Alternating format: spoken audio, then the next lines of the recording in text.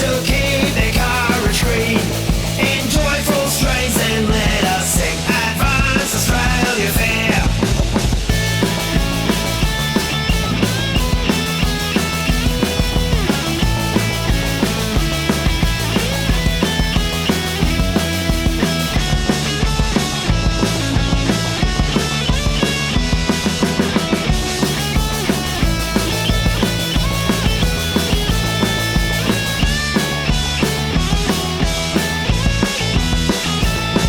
Australia's sons, let us rejoice, for we are young and free. We've golden soil and wealth for toil. Our home is good by sea. Our land abounds in nature's gifts for beauty rich and rare. In history's page, let every stage advance Australia fair. In joyful strains and let us sing Advance Australia fair.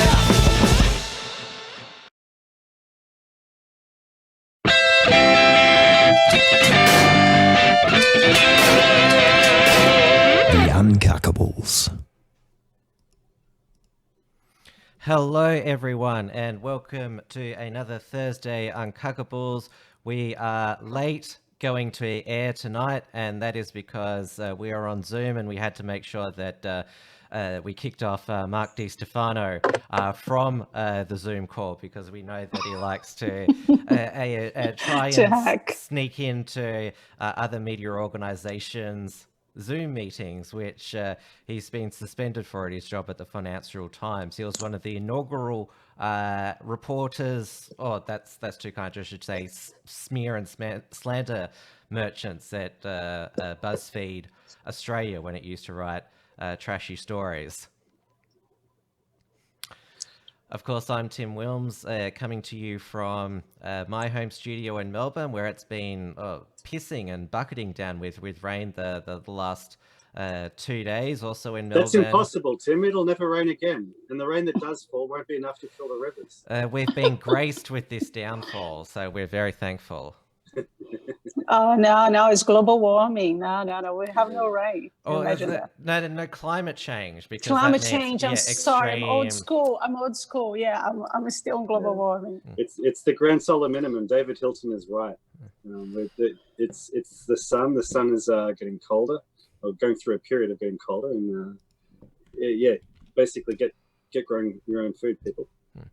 Hello to everyone watching on YouTube and DLive, and we've also got set up for our YouTube chat the Entropy link, where you can ask any of us a question tonight or send through a super chat. Everyone knows who I am, and the bald guy in the left-hand corner. Hey, everybody. Always a pleasure to be here, Tim. Let's introduce our guest. Yes. We've got Thank you. One of the, I would say new stars of the Australian nationalist community, Marcia Leite, also from Melbourne. Thank you. Thanks for inviting me. It's I'm just someone that is curious about politics, and I'm still learning. So don't mind me if I say something wrong. So I'm just a mom. I'm 45 years old, Brazilian. Marry a beautiful Australian man. I have 2 little kids, and yes, I love the country that I came to, and I love Australia, and I want to see Australia thrive. So this is why I got involved in politics. This is why I love so much. And we've got you on because we get the yoga mums in, Marcia. Yes, I hope some of my friends have logged in. I sent them the link earlier, so hope they join in. So actually, there's a lot of women interested in the subject. So hopefully they'll get busy on the chats. It sounds like they're two active mothers being concerned about raising their kids and taking care of their husbands. The state doesn't like that. And the feminists don't like that. Yes, we'll have to crack down on that. Yes. No. Yeah, the feminists, they don't like that. So you still can be a loving wife, a caring mom, work, have a nice job, but you still can be a good wife, a good mother. Worry about your family. Have you been homeschooling the last couple of weeks? Yes, the first few days was a little bit dramatic.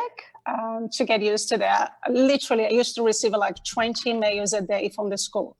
Because every single time that I have 2 kids, so it's pretty much 10 emails each. And then you have to go through that. But now actually I'm enjoying, and it's good to actually to see what the kids is being put into, what the schools are being putting the kids to read. And actually I have this on my chats today. I don't know if I can put it all, because we have the 250 years anniversary of the arrival of Captain Cook in Australia. Yes. And so the kids have to do a homework about James Cook. And that was great. So we're reading about him. We're reading some letters from convicts and, studying a little bit more of Australian history. And the teacher just sent a book for the kids to read. It's actually, they don't read online. That is a YouTube video of someone reading a book. And just say, this book fits perfectly during this time as we're talking about the arrival of Captain James Cook. And the book is about illegal refugee coming from Afghanistan and arriving in Australia illegally on a boat. You're trying to compare, they're trying to compare an illegal immigrant arriving in Australia to the arrival of Captain James Cook? Really? And then we'll have to write a book review. So of course, my son watched the YouTube video. And then, what do you think about the book? What make you feel? And then my son just write it back. I don't think it's right someone to arrive in Australia illegally. It should go straight to Christmas Island and be deported. I say, yes, thank you. So what you're saying is that are you able to filter the cultural Marxist programming that your kids are getting? Yes, exactly. So that's the second time that I noticed something like this. And the book, even if they want kids to understand what is a refugee, why some people sometimes have to flee wars. And I don't believe in fleeing wars. I believe in actually stay on your land, join the army and fight for your country. That's what people done in World War I, World War II. So, but anyway, so people now, they prefer to flee their countries and leave the women and the children behind. So it's the second time they'll notice that the school sends something like this. It's you're promoting something that is legal. So when you cross the border, when you invade a country, you're committing a crime. We are a sovereign country. So if I go to America now, if I cross the border, they're going to see my brown ass. They're going to say, it's a Brazilian, deport her. And it's fair enough. It shouldn't arrive on a country illegally. So if you're fleeing a war, just apply for your visa, just ask for help, do the right way. So did you tell the school this? No, you know what? I'm not even be bothered to reply to the teacher. And I love that my son realized straight away, because I didn't know anything about it. So it was just a book that was part of the, this week homework, watch a video about this book. And then he went to watch it on YouTube. And because my son is already way red pill about it, he was like, Mom, you need to watch this video. And yeah, he's 9 years old. He's 9 years old. He's so base. He's that kid. You're gonna go places. So he was like, Mom, you need to watch this. Wait till you meet Maddie's son. Also, Maddie's wife, new your Latina girlfriends potentially. She's from Colombia. Oh God, she's just fire, Colombian girls. They used to speak Portuguese in Brazil, while in Colombia they speak Spanish. Spanish, yeah. Brazil was the only country in South America that was colonized by Portugal, and I love it actually. And that is so. The rest of South America speaks Spanish, and you have only the French Guiana that speaks French. Yeah. Well, we might come back to homeschooling, but tell us more about Brazil. You're a big fan of Jair Bolsonaro. Yeah, Jair Bolsonaro. Oh my God, thank God for him. He endures so much pressure. The same thing that happens with Trump, with the media attacking him every day. Every day there is something new. And Bolsonaro have no filter. He's the kind of guy, he's the kind of guy who's just going to tell you, shut up, you're just a poof. That's what he tells the news. Didn't he actually push a woman slightly who was harassing him, like a female politician? No, that story was it was a member of the she's not in the Senate. I forget what she did. But anyway, so she advocates for criminals to reduce the sentence, and she advocates for a guy that was arrested because he kidnapped a couple, and he killed the boy, and he raped the girl for like 7 days in a row, and then killed the girl and burned her body, this whole thing. So the name of the guy was Chapinha. And then the guy got in jail. And then Jair Bolsonaro was advocating to castrate rapists, not through drugs, not chemically castrated. So, and she was defending the guy. She said, like, oh, you're a lunatic, you're a rapist as well. And he was like, oh, don't worry, you're too ugly, I'll not rape you anyway. so this was two members of the Congress. So, yeah, so she's a congresswoman. So this was two members of the Congress arguing. And that time, Bolsonaro was just a member of the Congress. That's one of the milder things I've heard him say. That's one of the milder things I've heard him say, actually. It's he's come out with some absolute corkers. One of my favorites was he was talking about his kids, and he said he had 4 boys, and then he had a moment of weakness and he had one girl. Yeah, there was I was like, yeah, I have 4 boys. The last one, I make a mistake, I make a girl. What's to put this bluntly, like what's he doing for Brazilians of European descent? Like, I understand, like in Brazil, like it's a mixture of European, Black, and African, native indigenous, brown mixed race people. Yeah, it's sort of a land of Bruno Mars's. we all quite brown. Now the whole thing is, Bolsonaro, he doesn't look for a specific demographic on his electorate. So he's really the working class candidate. Okay. So he works for Black people, for white people, regardless. You have a lot of celebrities that follow him. So he wasn't for the elite like some of the politicians that we have before, or some of politicians that we have like Lula. We have like 13 or 16 years of a kind of socialist government. And they were very, they pretending to be for the people, like the Venezuelans did with Hugo Chavez. Oh, we're going to give you this for free. We're going to give you so much. And now people starve in Venezuela. They're eating the animals on the zoo because they have nothing else to eat.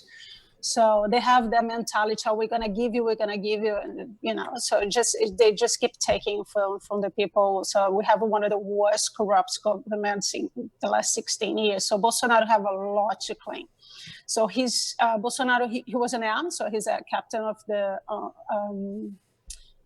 to be on the army in Brazil is actually a common thing. My father was from the Air Force. So the military service is compulsory in Brazil. So everyone joining when they're 18, if you are male, of course. Women, we still get away with that. So Bolsonaro, he joined the army, he stayed there, he created a career. So he pretty much all his ministers, they're all military. And that's what we love it. We have the best period in Brazil was 1950s, 60s, 70s. There was a military regime. Everything works. Everything works. Like we have cities that was developed. Everything was fantastic. And then when they bring the democracy, when they let finally the people decide, then we start putting corrupt people on a government. Yeah, democracy doesn't work. What's the gender breakdown of his cabinet? Because you said they're ex-military. Mm-hmm. They are military, yeah. Yeah, so what's the gender breakdown of it? 100% male, pretty much. Good. No, but we don't care. We don't care. So, and that's the thing. If you're from the right, you shouldn't care about the political correctness. And I'm a woman, and it doesn't mean that I want women to do everything. If you put a woman to do a job just because it's a woman, it's ridiculous. I'm not fully capable of a lot of things. So why you have to give me the job just because I'm a woman? You could be Australia's Phyllis Schlafly, who is gaining a lot of publicity in death thanks to a a Hulu miniseries attempting to smear her. Kate Blanchett plays Phyllis Schlafly, who she successfully defeated the Equal Rights Amendment because well, she made the argument that, do you want women on the front lines fighting wars? Do you want men and women to be exactly equal? Do we want women's rights to be a wife and a mother to be diminished? And everyone I know is now, because of this miniseries, looking her up and thinking, wow, she was based, because she was a nationalist as well as a Yes, yeah, conservative. before her time. Yeah, so she was ahead of her time. Yeah, I hate the whole idea of the political correctness and the push for equal. We already have equal rights. We already have it. There's absolutely nothing that I'm not allowed to do as long as I don't break the law. But it doesn't mean that I can do because I'm a woman. So I'm happy for my husband to change the tire on the car. I'm happy to mow the lawn. I'm happy for males to do a lot of things. And, you know, I do all the rest. I raise the kids, I work, I can work part-time, I can look after the house.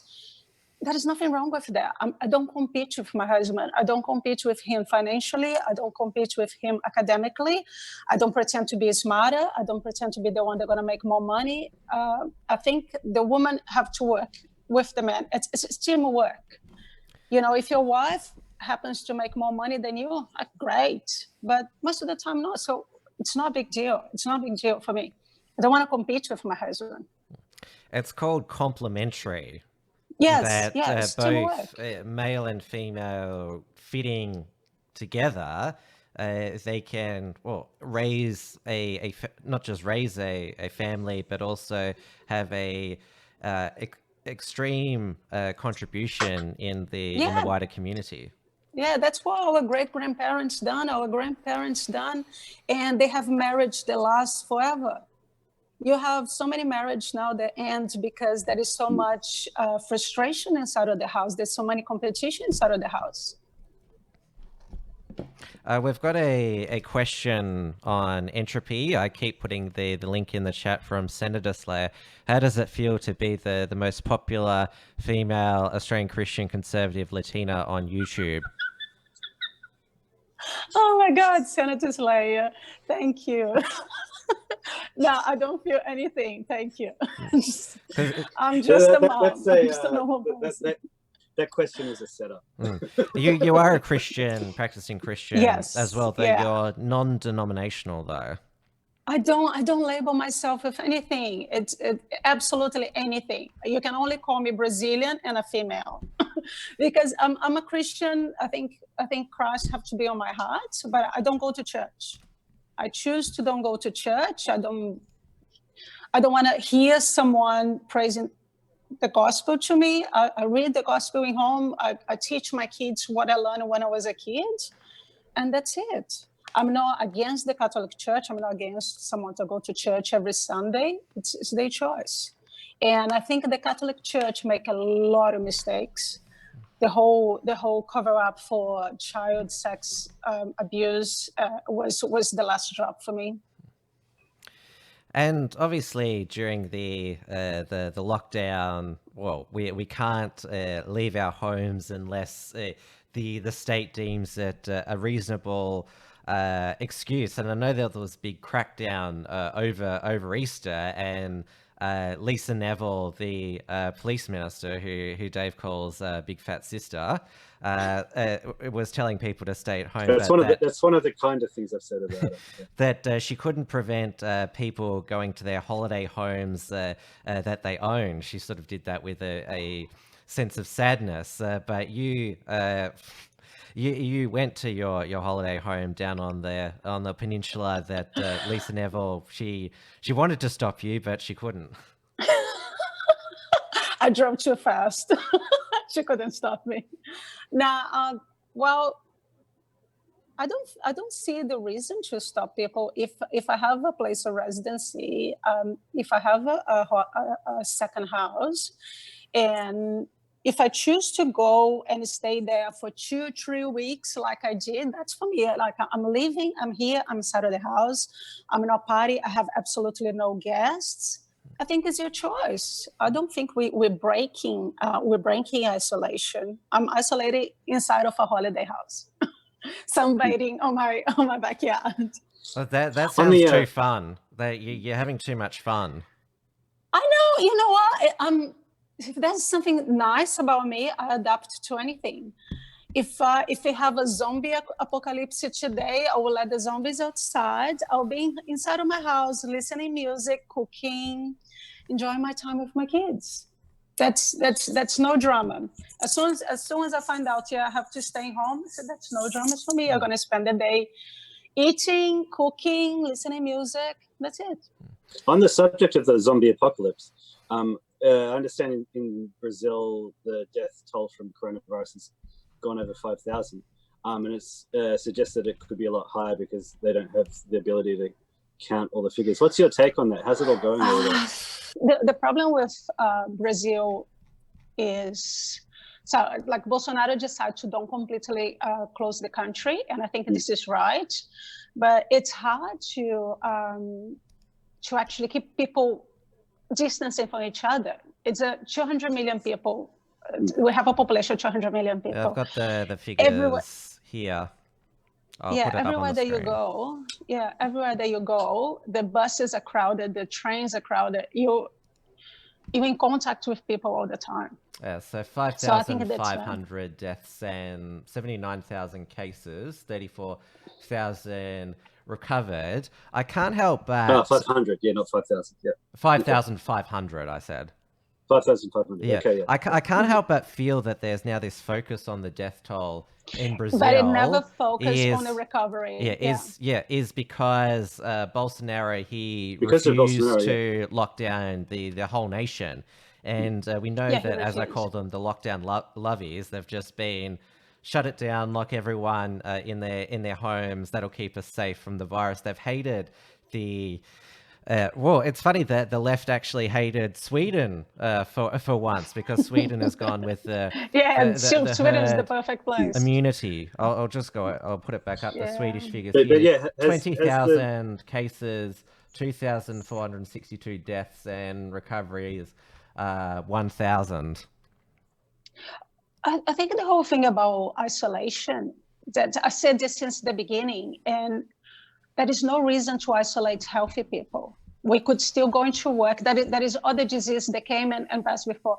We still should go to work, and you should isolate the elderly, the people that have some immune health problems, and then provide them with the best health they can have, provide them with financial support. Groceries should be delivered to their door so they don't need to leave the house. There will be less strain to the government. They'll be easy to control the disease and to see who is sick, who is not sick. Just keep the elderly and those that have health issues in home. And then the government can look after them. They can receive visits in home for nurses. It's so much easier to look after people that way. So why you have to keep the healthy people in home? I think it's wrong. We've got a super chat on entropy. From the Versace Cowboy. He said, Dave's got a boner. Well, you can't see the bottom half of our bodies during these episodes, so you can't see below me and Dave and Marcia for that sake. I'm gonna get red. Yeah, you're on a show with boys, Marcia. I like to think of ourselves as the Uncuckables as the new footy show, because they act the footy show on a Thursday night because, well, they sacked Sam Newman and he was the best one. Yeah, they got that new boring panel. Yeah, Sam Newman was the whole reason that the footy show existed. Yes. Yeah, Sam Newman is actually the reason why Eddie Maguire became a millionaire and a powerful broker, like in charge of Channel 9, because like he rode on the coattails of Sammy Newman. You get rid of him, the footy show goes. Yeah.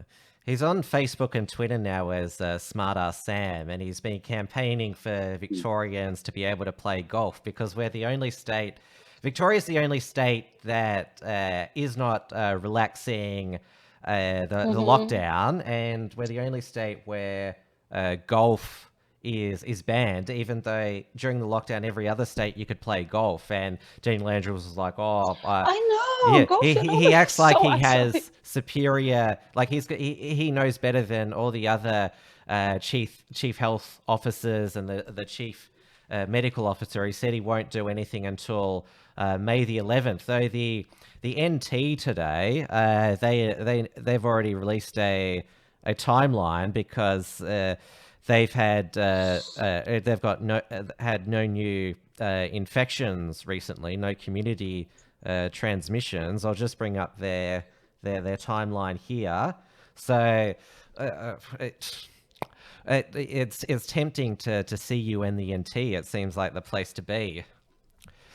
Stage 1, May 1. Playgrounds, pools and parks open. Outdoor religious gatherings, including weddings and funerals. So you can have an outdoor wedding. Fishing with a mate. Outdoor non-contact sports such as golf and tennis. Public skate parks. Public outdoor and gym equipment. Open house inspections. Then 2 weeks later, restaurants, cafes, clubs and bars can become open. So can beauty parlors as well. So you can get a wax. Gyms, Brazilian wax. gyms, yoga, Pilates, and massage. So you can get, a Thai massage or something like that. Indoor religious gatherings, including weddings and funerals. Outdoor sport and training, such as footy and netball. Public libraries and toy libraries. Galleries and museums. Then, it's a 2-hour time limit for all of these places. And then stage 3, June the 5th, no time limit. All businesses with COVID plans. All sports and competitions, casinos, TRBs and pokies, bars and nightclubs, tattoo parlors, adult entertainment, laser and cosmetic surgery and cinemas. And the main reason why NT went into lockdown and shut off its borders was to protect. They were protecting the Aborigines, and now the NT they feel comfortable enough that they're allowing the Aborigines to roam around the state. But Daniel Andrews, nothing until May 11th.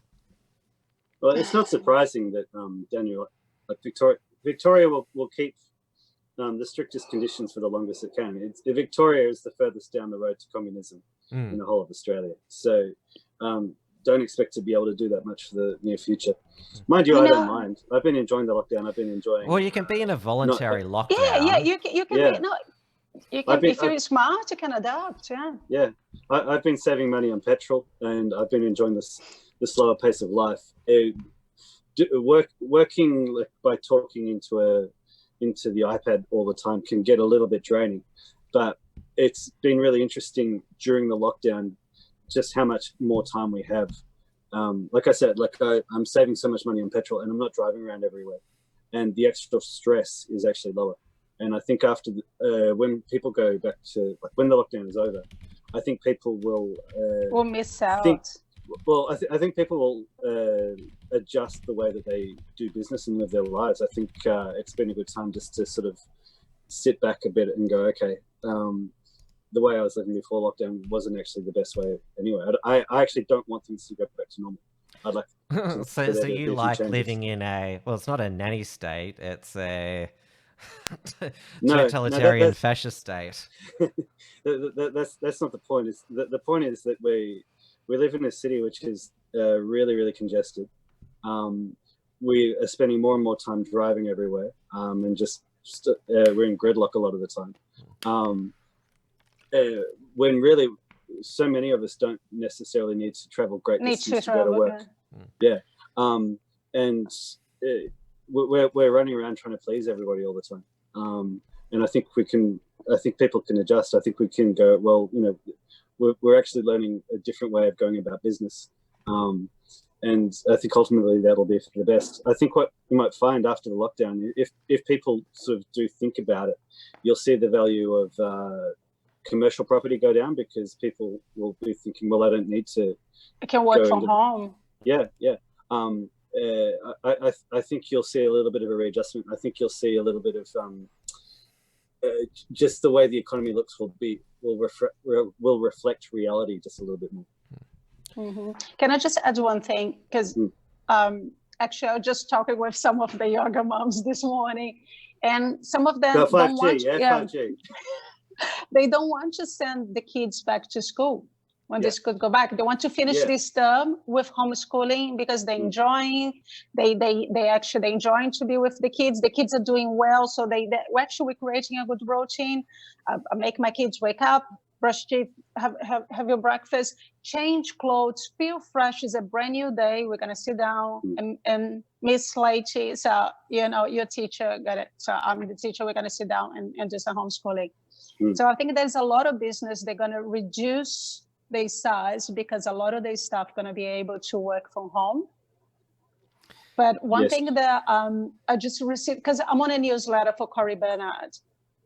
And he sent a newsletter yesterday. He's normally actually very smart. I love his newsletter that he calls his weekly dose of common sense. He's a good man. I spoke to him a few years ago. Yeah, but I can forward this to you. He mentioned that I get newsletters. I don't read them. With the reopening of our country, he suggests that we should accept lower wages, because it will be hard to bring manufacturing and bring jobs back to Australia. So he suggests the average of $30 an hour. Not everyone deserves or is qualified for that. We should accept the average of $15 an hour, and then manufacturing and jobs will come back to Australia. Well, in the long run, that can work. In the long run, it can work because the reason that wages are artificially low here in Australia is because we have mass immigration. If we stop mass immigration, it'll ease pressure on, basically, it'll reduce demand. But I think we can have the opposite happening. We're going to have a lot of immigrants. They'll be happy to work for $15 an hour, and they're going to flood the country with immigrants, because they're going to say, we don't have any Australians. They want to fill those jobs. Yeah. Well, we've had that's the situation we're in. We've and that's what we bang on about basically every time that we come on the show. We've got to stop immigration. Well, they've all gone home. The temporary workers, 300,000 have left. Yeah, which is why I want the lockdown to continue. A, we're being replaced, and B, it drives down wages. You stop immigration, you can bring the manufacturing back, and that wage issue won't be so much of a problem. Yeah, but the first thing that the government should do is what Trump done in America. That's reduce taxes to bring the manufacturing back. Oh, yes. So Japan is helping all the companies to leave China. So bring manufacturing back, reduce taxes, even give them some tax exemptions for the first 5 years or something, so they can actually put on the bill to build Australia again and to hire more people. I'm happy actually with this lockdown.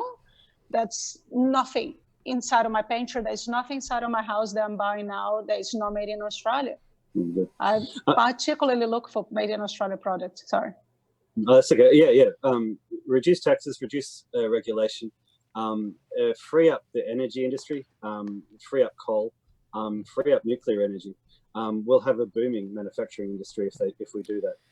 Going back to home. Going back to go back to homeschooling. Homeschooling, I'd actually like to spend a lot of time on this. The teachers' unions, they don't want their members to go back, and we know in Labor states, the power they have over the premiers here in Victoria, Daniel Andrews in Queensland, Anastasia Palaszczuk, they claim that schools are not safe, even though the chief medical officer of Australia, Professor Brendan Murphy, has said throughout the entire pandemic schools are safe. But schools aren't safe. Schools.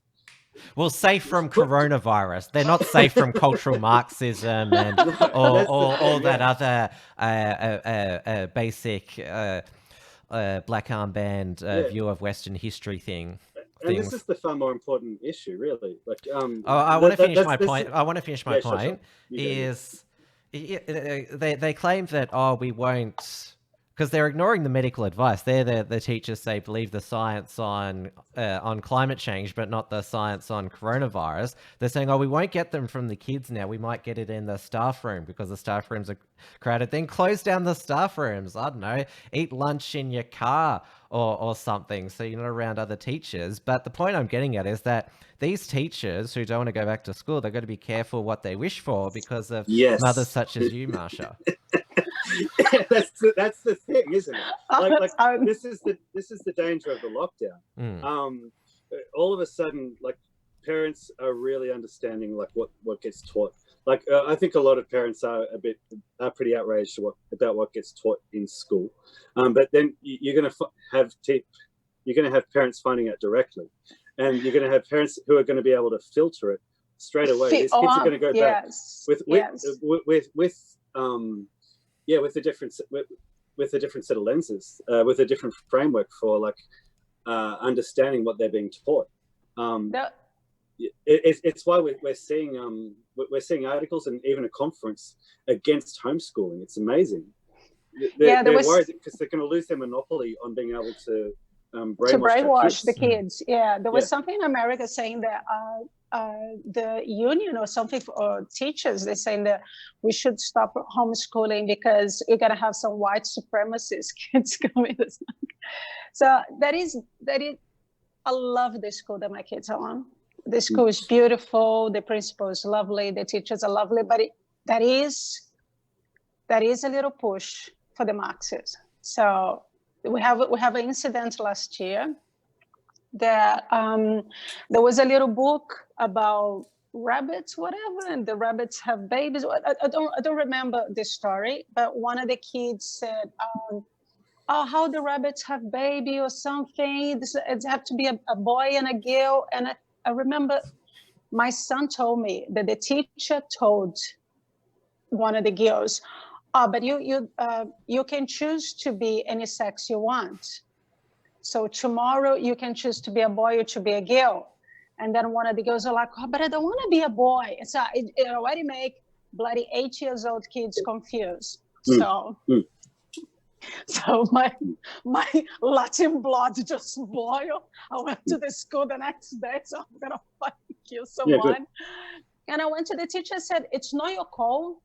You shouldn't be talking this to the kids. And she was like, but you know that actually you can change your sex and there is more than two genders. I said, no, there is no more than two genders.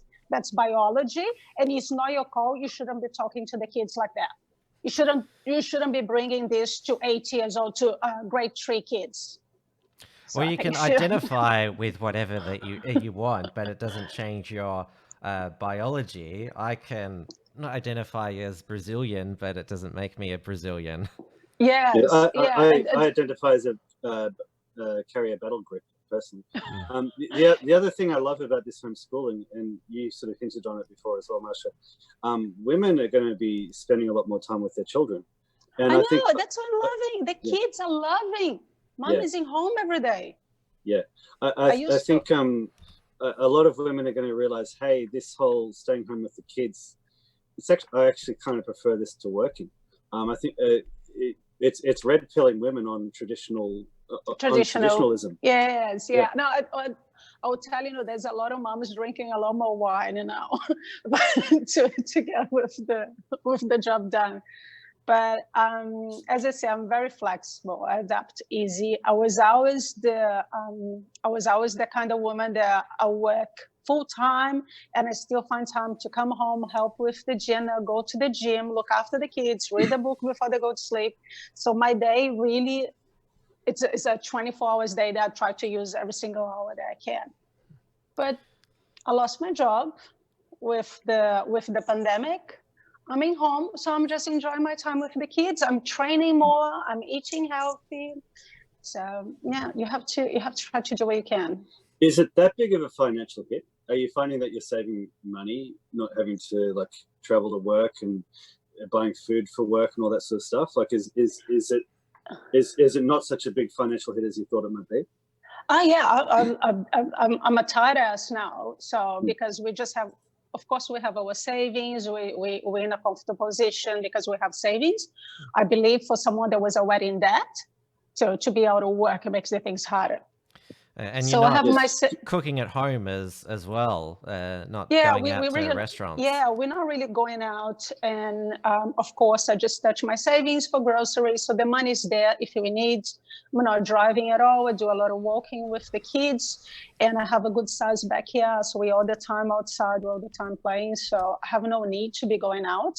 And I'm not doing any online shopping. So I'm trying to save a little bit as well, because we never know how long this will take, how long really it will take for we start to get our jobs back. So this is where I'm driving at. I think,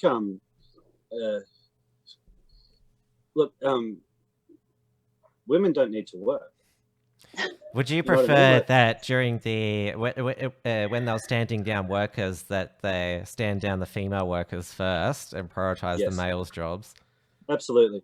This is the point. Like, it's like we've been conditioned to think that both men and women need to work, and that both the mum and the dad in a family need to work. What you're describing here is what, as a society across the board, we could actually do. Okay. Yeah. If we all just tightened our belts a little bit, we could have full employment. We wouldn't need childcare. Well, we did have that 50 years ago. Yeah. And there'd be less congestion because there'd be less people on the road. So you see where I'm going with this? Like, we've been conditioned to think that we all need to work. So we're always working all the time. People have less time, but the money that they do earn, we're splurging. And it's one of the reasons why birth rates are low in Australia. It's because we're always having to work. And we're always just trying to keep up. To be honest, I mentioned this to Gia, to Claude the other day, because I know the right have this beautiful idea that we're going to go back to the 1950s, that women will stay home and have children and look after the house and be a good stay-home wife, and we're going to live out of one income. But really, when you think about paying mortgage, car insurance, the bills in the house, you have school fees. My kids, they go to public school, and you still have to pay around $1,000 school fees a year. So all this comes for as a couple income. So I lost my job, have almost 2 months now. I have my savings. So of course, anything that I need to pay right now. So my only bill right now is my phone, because the gym is being canceled, everything is being canceled. But once my husband have the mortgage to pay, his car insurance, you feel guilty as a wife. You feel guilty as a woman not contributing. So this is why women work as well. No, I know I'm contributing, looking after the house, spending less, looking after the kids, but still, 2 incomes is better than 1 income. So if the woman can manage to work casual part-time, it can help with the bills in the house. And as I say in the beginning, it's not a competition. I'm not trying to compete with my husband financially. You don't need to make more money than your husband. But it's actually good if the woman get out of the house, and it's refreshing. It's refreshing to get out of the house a little bit. This is why a lot of women work as well, because to be all day home with the kids sometimes can be very tired. Like, kids will scream, and they're going to have moments they're going to fight, and you're just going to fight. You just want to kill them. It's good. It's good as a woman to have a little job and get out of the house a little bit, have a source of income, help your husband with the bills. I think it's healthy too. I know a man love the idea that you're gonna be the provider, and I love too. But it's good to have the 2 incomes in a family. So when you look at it economically, the reason why a lot of things are expensive, particularly property, is because people can afford it. People can afford it. Yeah, they know people will pay for that. It's because there are 2 incomes. Yeah. If if we went back to a system where it was primarily one income per family, people wouldn't be able to afford to pay what property almost $1 is million priced at. for a house now. And so the price of property would actually come down, and so the cost of a mortgage would come down. It doesn't mean that women have to stay indoors the entire time. It's just that what creates the demand for such a high price is the two incomes. So it does make sense. It makes sense. Yeah, I know. I know. As soon as things go back to normal, I know I'll look for a job. I know, at least work casual. I don't think I'll go back to work full time because I'm really enjoying to being home with the kids. With both my kids, I go back to work with 1.5 months that have the babies. I couldn't stay home. So with 1.5 months, I still literally with like pregnancy body, I call my managers and I was just like, just give me 1 day a week or 2 days a week, just for I get out of my pajamas, put some high heels on and go to work. So yeah, it's healthy for me to work as well. So it's a little bit selfish too. We've got a super chat and a question on entropy. I'll read out the super chat first. It's from Pissy Leaks Pete, formerly Peter V, $3. Thank you. Zeba came on a boat with her family of invaders. Zeba got caught and came off the boat. Finally, Zeba and her family got sent home. By the way, make Brazilians more based again. Fuck the bat AIDS oligarchy. Peter V is one of the, I love his super chats. This was the book that the school told my son to read. Ziba came on a boat. The bloody little, little book that the school, on a week that Captain James Cook made 250 years arrive in Australia. What the kids have to read? A book about refugees. Thank you very much. Well, let's have a look at Victoria's Deputy Chief Health Officer's tweet. Have you heard about this? What she tweeted on Captain Cook Day? That he's like COVID-19. Yeah. Dr. Annalise Van Diemen. Her name is Diamond. Diamond. Sudden arrival of an invader from another land, decimating populations, creating terror, forces the population to make enormous sacrifices, completely change how they live in order to survive COVID-19 or cook 1770. She is technically historical correct. The English did bring diseases which wiped out a lot of the indigenous people, but the comparison. But she's also they're focusing on how she. Oh, that's a shit. Yeah, she's white and blonde. If it wasn't for Captain Cook, she would not be here. If it wasn't for the British coming, she wouldn't be here. But people aren't focusing on that she actually has made quite a swipe at the Chinese as well. I wonder if the Chinese have got offended by this, because she said, is it COVID-19 or cook? So sudden arrival of an invader from another land, that means the Chinese, decimating populations. Is she talking about ethnic replacement there, creating terror, panic, all those Daegu shoppers, forces the population to make enormous sacrifices, obviously with the economic shutdown, and completely change how they live in order to survive. So she said, she's basically said like, oh, is it COVID-19 or Cook 7070? So this could apply to the Chinese People's Republic of China as well. So I'm surprised that China hasn't said how deeply racist that comment was, or tweet was. I know, but she specifically mentioned James Cook. So she said it's one or the other. But you get my point that you can turn it around, and that's actually a very racist tweet and offensive to the Chinese. Now, every time they have Anzac Day, or they have that bloody Yasmin Abigail, whatever her name. It was the 3-year anniversary of last Anzac Day of her tweet. We always have to put up with those tweets. So, and you have Australian Day. You always have to listen to. I don't know why they don't shut up and just go on the rock, make a comment the next day. The self-hate is unbelievable. What the point I kept making is that Australians kind of have to accept the fact that, we did conquer Australia and we won.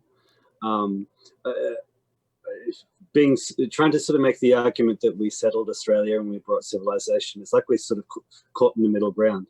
I've got no problem with the idea that, yeah, we conquered the place and we won, and we should be proud of what our ancestors did, and we are looking after their victory. Don't be ashamed of it. It's if you sort of try to argue like about the good that we brought, then we sort of just get tied around. We just go around in circles. My country was colonized, so don't worry about it. I'm brown. No one can call me racist. I'm proud of the colonization, because if it wasn't for the Portuguese coming and colonizing the indigenous, we will probably still today doing human sacrifices, eating our babies. We were pagans. We were savages in some way. Like the indigenous and Brazilians, they're peaceful. They have their own little tribes. They have a little war sometimes in between tribes. So the tribes, they steal away from each other. But yeah, there was cannibalism. There was human sacrifices. So I'm grateful. I'm grateful for the colonization. Watch one of those National Geographic or whatever documentaries on the Amazonian tribes. Yeah, and I was adopted, so actually I don't know like the whole history, who was my parents and grandparents. So I even joke I probably have even a little bit of monkey blood, but probably have. So, but if it wasn't for the Portuguese, because I'm quite white. In Brazil, I'm considered white. So my birth certificate says that I'm white. So when I arrived here, they realized, hold on, I'm not really white. You're a white Hispanic, so you can be racist. I'm considered olive skin here. So if it wasn't for the Portuguese, I would not have been born, because I'm mixed race. There was a mix somewhere on my heritage. So I'm not black, I'm not indigenous, I'm not European. I'm just this pretty little thing, all mix on a pot. Yeah. I'll move on to the questions now. Senator Slayer's got another. Marcia, have you ever been an actress? I remember you explaining to Arnold how the jungle came alive and him telling you to get in the chopper. I don't understand the reference. Oh no! If you remember the movie, he tell indigenous girl or something, get in the chopper, get in the chopper. Yeah, he tells this to indigenous girl or something. Have you ever been? Because what also happens in Brazil and the Amazon is that they have those giant snakes that swallow people whole, and if you fall asleep in the Amazon, you can wake up in a huge Amazonian snake. No, thank God we don't have this in Rio. Rio, you have it's very cosmopolitan. Like you don't have much wild anymore. But now, yeah, if you go to the Amazon, it's pretty full on. I would have no idea what to do there. Talking about the Amazon, Blackthorn Jack on the XYZ, he wrote a really interesting piece last year. There's evidence that suggests that Europeans, about 10,000 years ago, actually made their way to South America and built some civilizations. And so they were actually genocided by the supposed natives there. But the locals, probably was one of my great grandparents. They probably eat the savages, probably eat the Europeans. Yeah. Now, I think people think with the Mayans or in Machu Picchu with the pyramids and the whole thing being built, it's beautiful, the job of what they done. But I don't know if there is any European influence there. It's interesting looking at the evidence. It's something we don't know. But I like the idea that we didn't actually colonize the Americas, we just took it back. We've got another question here from White Knight. Can Marcia show us her boxing skills? Because you are quite the fighter. I know. I done jiu-jitsu and Muay Thai and MMA when I was younger, but nah, not here. My husband got to tell me off. He'll be like, "Oh, you're showing off." You should. I think a good. I would say or morale booster, you going into one of those European no-go zones and just fighting them all off. Oh God, those things that piss me off, because we will not put up with something like this in Brazil. A bunch of immigrants coming and live on our suburbs and create a no-go zone. There's no way Brazilians will rebel to something like this. We'll just kill all of them and then bury them in the backyard. There is no way that a native Brazilian will let a bunch of immigrants to cause havoc in Brazil. That's no way. We're too proud. We're too proud for that. We are told that we can get out of the lockdown by Scott Morrison if we download the coronavirus tracing app, and according to Anastasia Palaszczuk, get our flu vaccinations. There's no vaccination for the coronavirus, but apparently in Queensland flu shots. Yeah, annual flu vaccinations are down, and so she for the cameras allegedly got a flu vaccination. There was this TikTok video going around which claims that the cap was still on the needle, but it was actually a reenactment for the cameras. She did actually get a flu shot. I'll play the footage, but Channel 7, they did capture when she allegedly got the real flu shot. But we'll have a look at the TikTok first, and then the full vision here. Like the Premier to get the jab. Oh, that's right. Risk. The perfect push for Queenslanders like the Premier. Oh, yeah. Now, this is the full footage here from 7 News. You can see the plastic on it. The actual one is coming up here.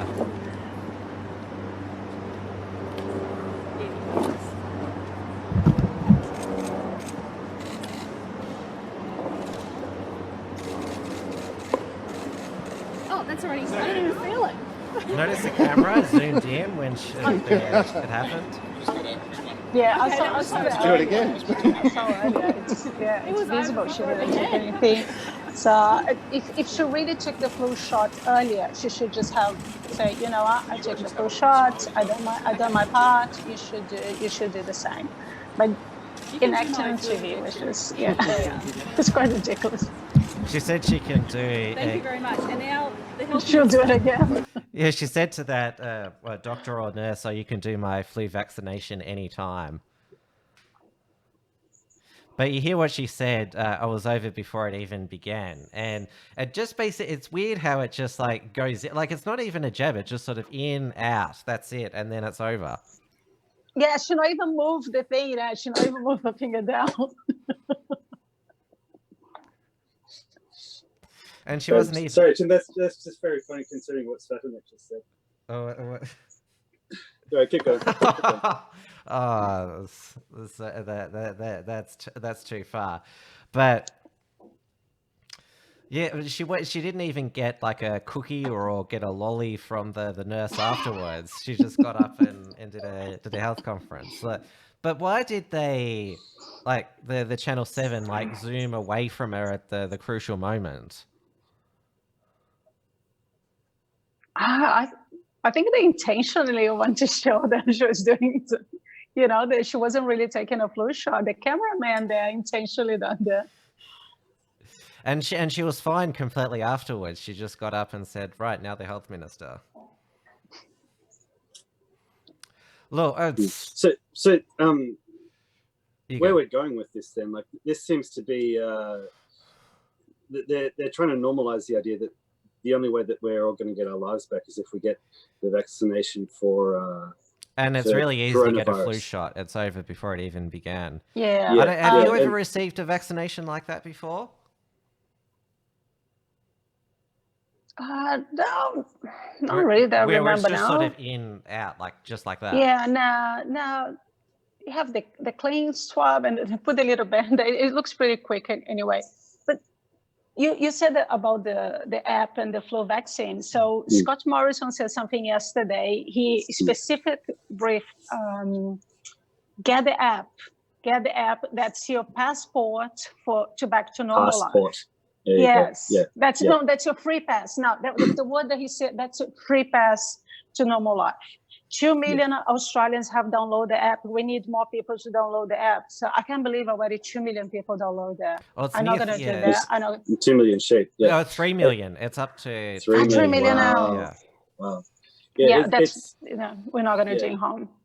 Yeah, it's like we're in the early stages of a novel about how like a totalitarian society comes about.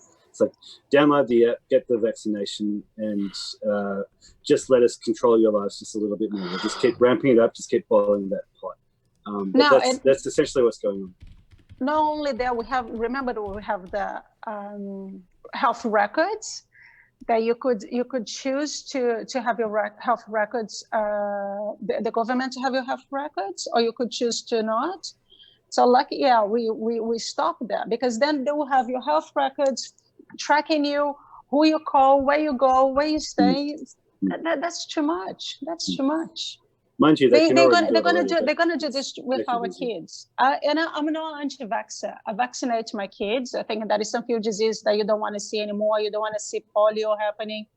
But I don't trust the greed of the pharmaceutical companies. I don't trust the greed of Bill Gates. So I don't know where Bill Gates is our life savior. He gonna come with a vaccine that will save everyone. He got to speak with Scott Morrison last week. He spoke with Donald Trump and Bill Gates. Like, who elected Bill Gates? Who elected Bill Gates? The global health officer. Yeah. So I don't know where this guy is the lifesaver. No. We're not gonna have this. And then they will come with the next generation, the kids will have to have a card or a vaccination. They're gonna be already scannable on their skin. So they're already gonna grow up like sheep to be scanned. No, don't think so. Yeah, it ties in with some stuff that on the XYZ David Hilton's been talking about. And I watched a video by Dave Cullen. I can't remember if it's his Dave Cullen channel or Computing Forever. He was talking about there's an agenda being pushed. Like there was that simulation which was run, I think in October or November of 2019, where like they actually ran a simulation where a coronavirus breaks out in China and goes out through the rest of the world. That was in October. Yeah. That was in October. Yeah, and so it's tied in with a number of the sort of usual suspects of NGOs tied sort of loosely to the United Nations, and the usual sort of suspects in terms of the oligarchs sort of funding it. And an idea that they're trying to push is that everybody has the right to an identity. So the idea with this is that if you don't have a way of proving your identity digitally, then that's making you disadvantaged because you don't have access to education and healthcare and all of these socialist ideas. I can prove my identity with my fingerprints, and then you have my fingerprints on my ID. You have my pretty face on my ID. That's it. Yeah. That's enough. And so, basically, it's being used as a way to basically tag us all, and it sounds like worldwide population control. That's literally what it sounds like. Yeah. This week, one of the side effects of the coronavirus in geopolitical sphere has been China getting extremely triggered with Australia calling for an independent international investigation into the origins of the coronavirus. They've threatened to cut off trade relations with us, which I think ordinary Australians would be fantastic. Yeah, said like go ahead. Well, as I said in my headline on the subject, China boycott could threaten Australia's supply of useless crap. And there was a Chinese state media outlet. They described Australia as chewing gum stuck on the sole of our shoes. And to that, I'm like, That's fighting words. ooh. That's fighting words. Yeah. You know, I can't wait for more and more people wake up for China. Stop buying their crap. Absolutely stop buying their crap. Everything plastic is made in China. All our fashion industry is made in China. They even It's done made this in with- Milan, made by Chinese. I know, yeah. So you saw that the best shoe factories in Italy, in Milan, that people pay $1,000 for a pair of shoes because they're Italian made. But those same companies, they were sold to Chinese business now, and they send their Chinese workers. So you're paying $1,000 for a pair of Ferragamo shoes that you think that is made by an old Italian artisan shoemaker. No, it's made by a Chinese bloke. So no, I'm not buying anything Chinese. I'm not buying anything made in China anymore. And I think it's great if we cut relations as much as we can. So let the Australian people buy Australian product. I'm happy to pay a little bit more for Australian product now. I'll make the point that I was making on Tuesday night and add a little bit more. I think Australia really should call China's bluff, because it's in China's interests to keep industry in China. Like if China wants to boycott us, then we'll source our own stuff here. What we're talking about being able to make our own stuff here, the rest of the world is talking about that as well. So China is at a really crucial point, and they're doing what they always do, which is being very aggressive in the language that they use. To try to intimidate and push their weight around and try to intimidate people to do what they want. Because at the end of the day, they've always got that carrot out there of over a billion people who can buy a toothbrush, or over a billion people who can buy your book. Oh, we've seen when they've mass bought our products, what happens. Yeah, well, yeah. We see with our milk, our formula. Our baby formula.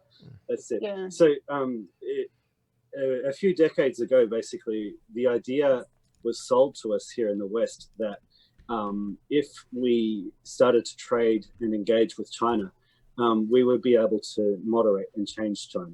The idea was that trade and free markets breeds liberal democracy, so we opened up the door to China, and what has actually happened is that the world's industry has moved to China. It doesn't mean that they're buying our product. And we rely on them for our stuff, and China are just as authoritarian as they ever were. And so all we've done is arm our enemy and make them really, really powerful. It was a huge mistake. And so when we think about it, like, we don't really actually need anything from China. Like the price of property here in Australia is high because there's high demand from Chinese buyers. The whole education system gets its lifeblood now from Chinese students who come here. They pay exorbitant amount for our education, which isn't really worth what they pay for. But the deal is they understand that it's a backdoor to citizenship. And that way, the universities, which are a hub of cultural Marxism, keep getting their funding. So if really, I can just segue into, because you've walked into talking about the universities. Just let me finish this point. Yeah. So the point is, we don't actually get anything of value from China.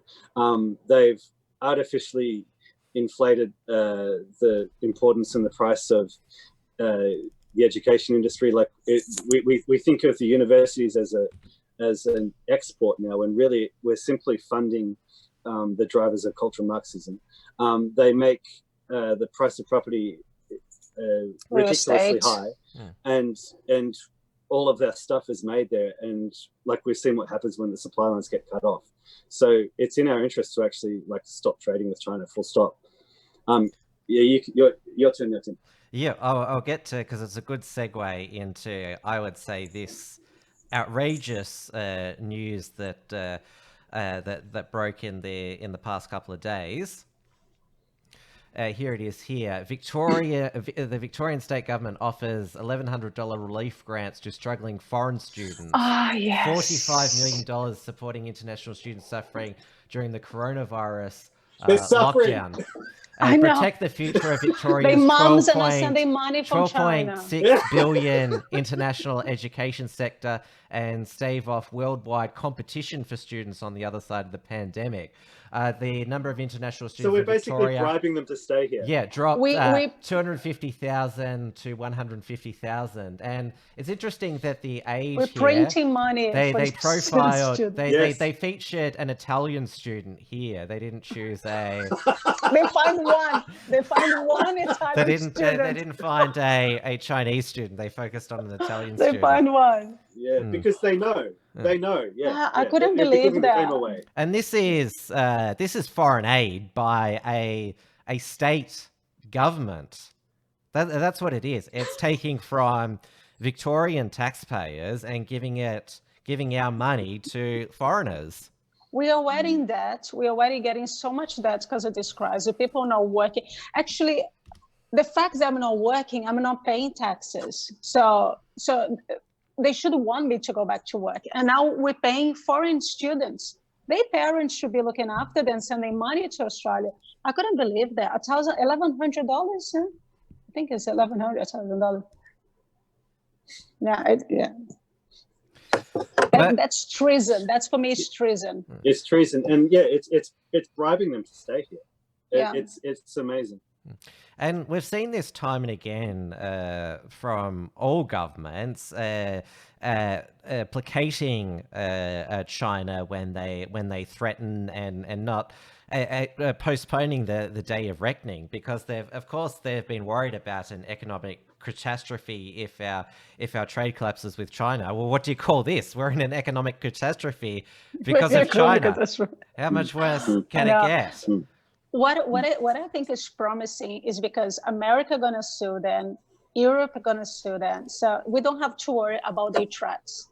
I think China should be sued in trillions and trillions and trillions of dollars for all the deaths around the world. Italy, Spain, America, Brazil.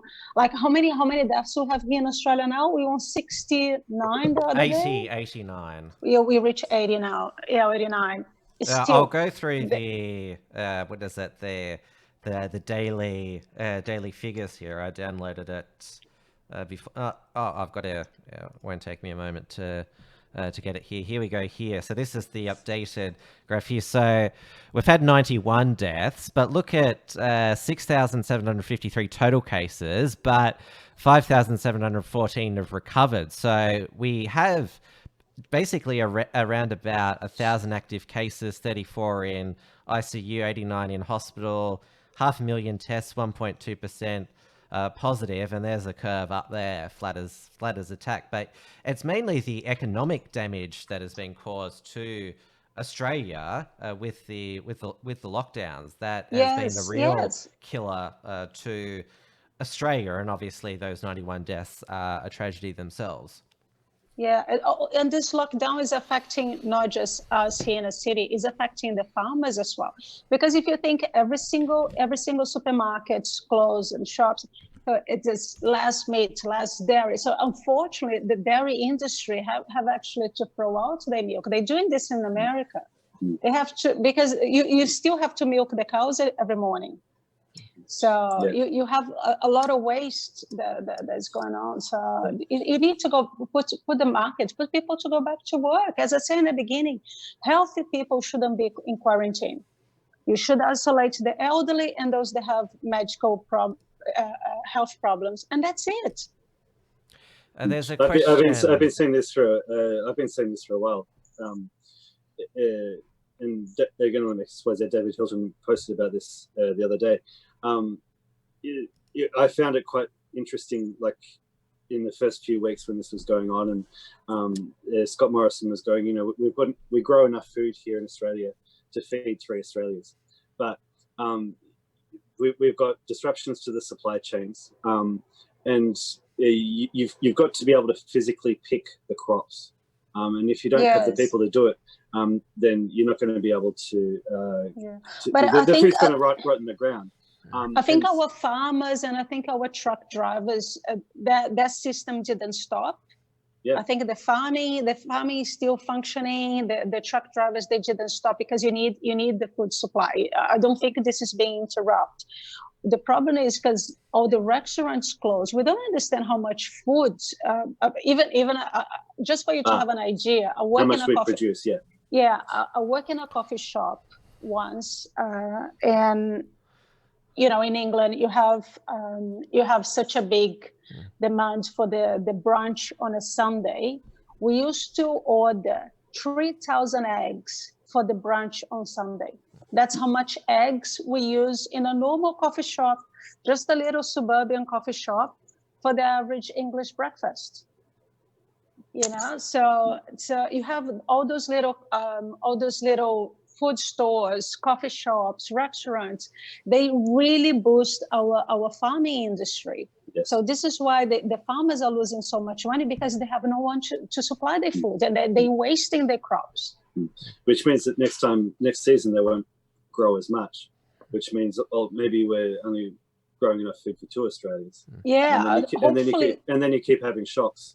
Like if there's a second wave of the coronavirus. Some of this can be used for frozen foods, but not everything can go to frozen. Well, another aspect is that you need like a physical army of people to actually go out and pick a lot of the stuff. And if everybody's in lockdown, is not allowed to travel, then a lot of that stuff is going to rot on the vines. Well, they normally get the foreigners to do it. Yes. Would they rather the fruit go rotten than let locals pick it? Well, it's one of the stories that I do like about this. The fact that a lot of Aussies are basically swamping the farmers for work. And the ABC tried to present it as Australians have generally shunned work in agriculture.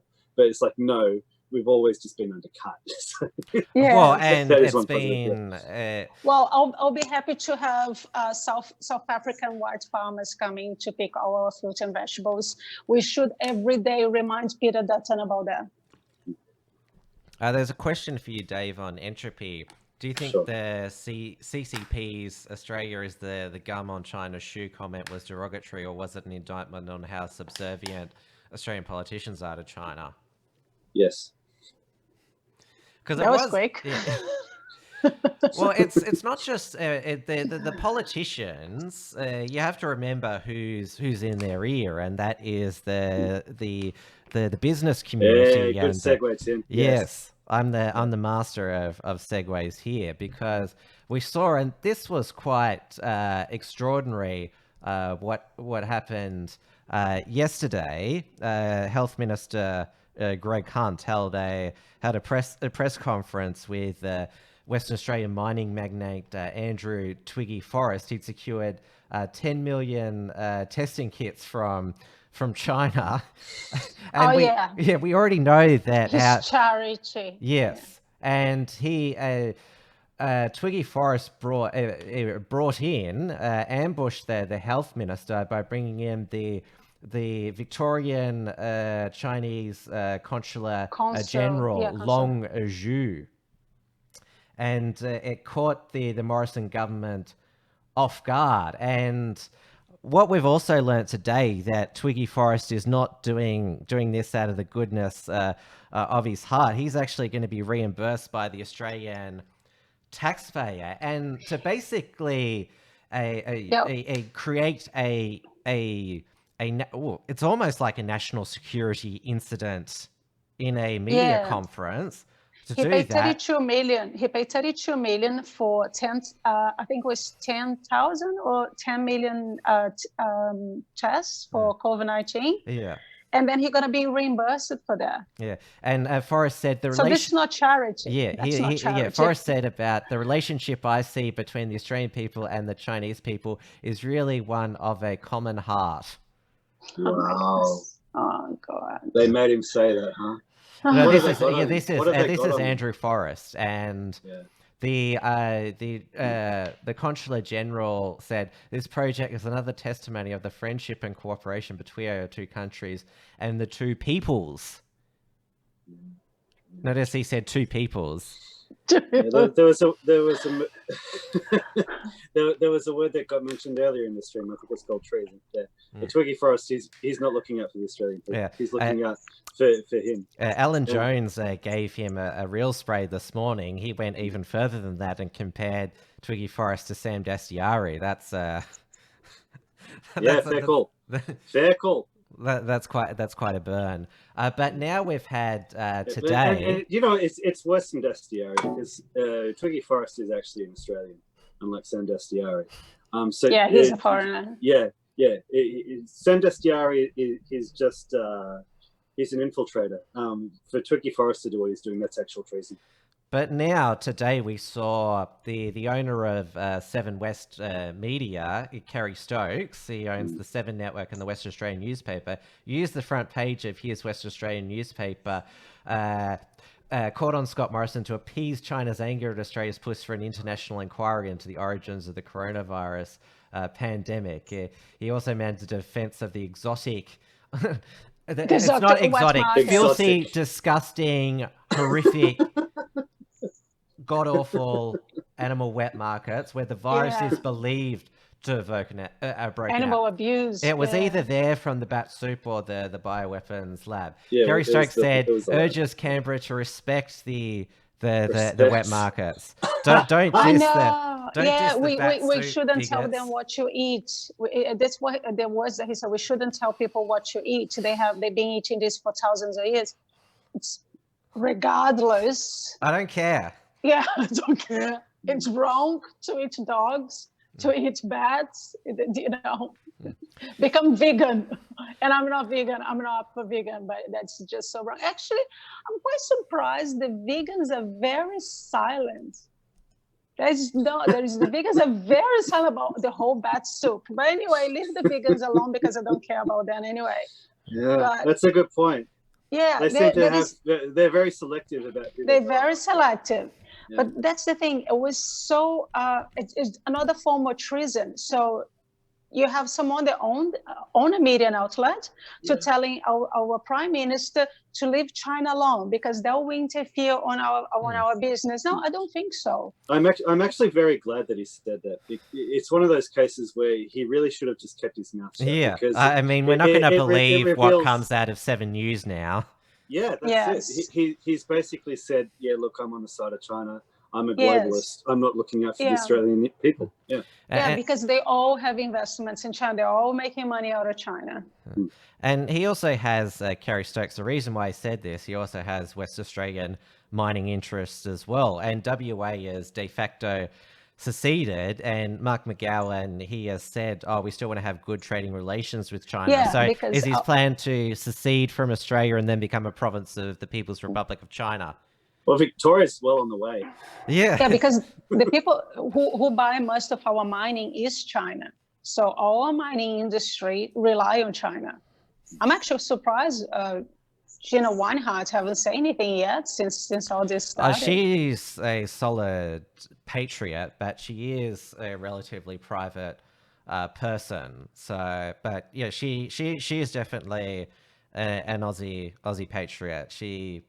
And her father was as well, Lang Hancock. Yeah, no, I haven't nothing against, but I'm just surprised because she doesn't want to lose money either. So if there is a boycott on our mining from China, that I don't think will happen because where China going to buy their mining? Yeah, as you said, Dave, call their bluff. I mean, they need us. Yeah, they need us. Because we don't need them. Close here, Asia, Australasia, where they're gonna get the good quality with the mining that we have. They're not gonna get it. Remember, maybe North Korea. If North Korea open, there's a lot. Yeah, that's a lot of there's a lot of mining to be done. Well, they're also a very hungry nation as well. We could feed them. Untouched soil. Oh yeah. So what's your theory on Kim Jong Un? Do you reckon he's alive? I think he's dead. Yeah, I think he's That's dead. very He funny. lost. He missed out some important. I think his grandfather's anniversary death. Yeah. They very traditional on those things. I don't think he'll miss out. And Yeah. I don't know, was Yeah. the CIA that killed him, or his own government that killed Or him it could because just he was be getting too friendly medical with Trump? incompetence because they're crap at everything. True. Have you seen the memes about the new chick? Do you Oh, reckon she's the yeah. one? What? So, do you think a woman should because his sister is the next in line, but the old guard there, what's the word? Uncertain that a woman should lead the nation. What do you think, Marcia? As I said before, I don't care if it's a woman or a man. It should be the right person to lead the government. But she probably is evil as him. I don't think it's gonna make any difference. I don't know how powerful she is. If she's friendly to an opening to outside world, if she's gonna be as friendly as Kim Jong-un with Donald Trump, if they're gonna get the peace with South Korea, whatever is better for the area. Because I was very excited, actually. I was very hopeful. So finally, they're gonna open to South Korea, things gonna improve. But I think the guy's dead. Yeah. Svetnik has actually suggested that maybe perhaps Kim has just transitioned. Oh So my what- God, he'll be well, such an had ugly woman. liposuction as well He'll be because such an ugly tranny. Jesus Christ. oh, you can't say that. You said the T word. Oh my God. No speak inglés, no hablo inglés. Tengo problema con el no hablo inglés. No hablo. I have just two brain cells. I'm a woman, so I don't know what it says sometimes. I don't know. With regard to China's, Wear your racism on your sleeve. There's nothing wrong with it. with It's okay to be a bigot. It's okay. Yes. Yeah, you're on the Uncuckables. You can say that. Okay. You can say that. with regard to China's threats, I remember one of the Soviet presidents in 1956, Nikita Khrushchev, said to the Western democratic capitalists, "We will bury you." And say what now? What happened in the end? I don't remember that. Yeah, he said it at it was at a reception at the Polish embassy in Moscow in 1956. That was his vow to the West: "We will bury you." Yeah, well, they didn't, but their cultural Marxist cousins kind of have. Well, he didn't though. But you get what I'm getting at. They beat their chests. These totalitarian regimes saying, "Oh, we're gonna wreck you." And this was the whole thing about Ronald Reagan. He's like, "Yeah, you think you can match us? We're gonna build a whole bunch more weapons. See if you can match us." And they couldn't. I used to love Reagan. God. Good old Ronald Reagan. Shall we move on to? We've got to call out some anti-Semitism on this program because New York Mayor Bill De Blasio he sent in the New York blue shirts to break up a Jewish funeral when the town or the city is supposed to be in lockdown. So let's have a look at this funeral. Oh, this footage. The funeral was huge. Yeah, and Bill De Blasio's defense. You go there in person. And then apology. Let's have a look at this.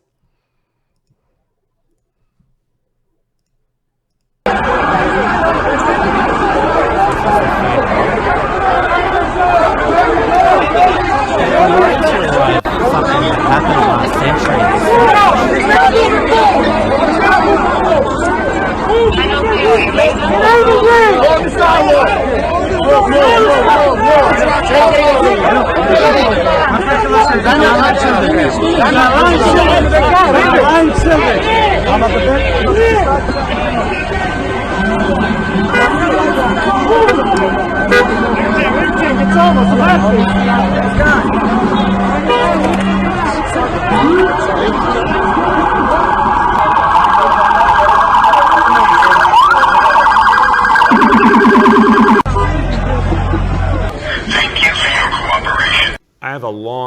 deep relationship with the Orthodox Jewish community, a lot of personal relationships, a lot of people I know and respect. I have a lot of love for the community. The notion that people would gather in large numbers, and even if they didn't mean to, would spread a disease that will kill other members of the community is just unacceptable to me. So we have to do something different. And we have to break out of whatever we thought was normal in the past, because these are not normal times. If you saw anger and frustration, you're right. I spoke out of real distress, that people's lives were in danger before my eyes, and I was not going to tolerate it. Make no mistake, this large gathering such as this is putting members of my department at risk. And it cannot happen, and it will not happen.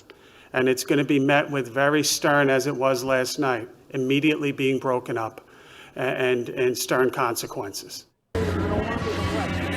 Mayor de Blasio! Oh, she don't. Mayor de Blasio! How come you hate Jewish people? How come you hate Jews, Mr. de Blasio? Mayor de Blasio! You're friends with Linda Sarsour, who's a Jew hater! I spoke last night out of passion.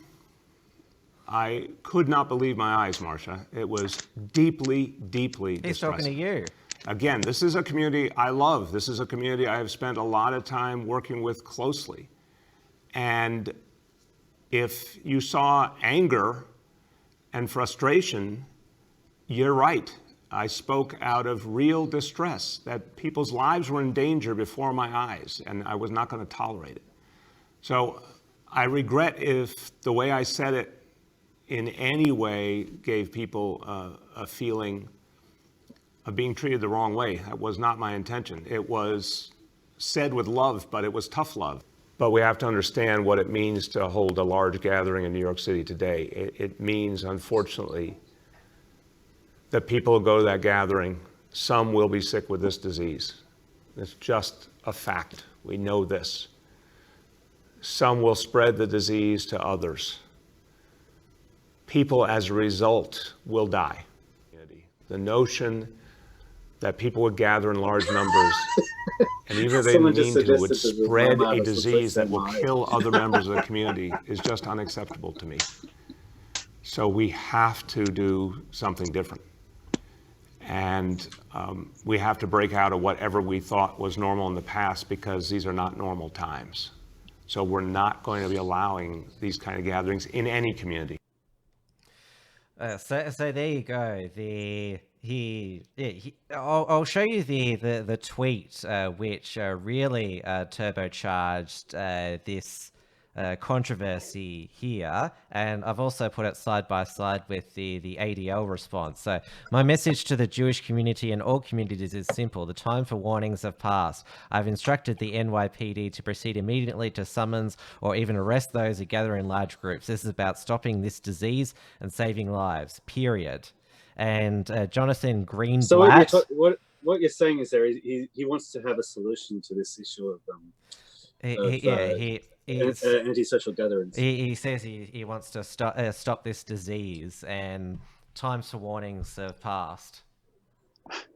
I think he was fair and square, to be honest. There was no anti-Semitism on that. There was fair and square, and I hate political correctness.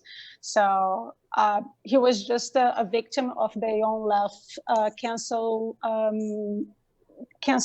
culture. So you should name if you have a specific group that is not compliant, you should be able to name that. There's no anti-Semitism. You could call Muslims, you could call Jews, you could call Christians. There was I think it was in Virginia, they give fines to Christians. There was on a drive-through Easter Sunday gathering. So the priest was blessing people on their cars, and they got fined $500. So you should be able to name and shame. So I'm completely against political correctness. So actually, I think that Bill de Blasio was fair and square.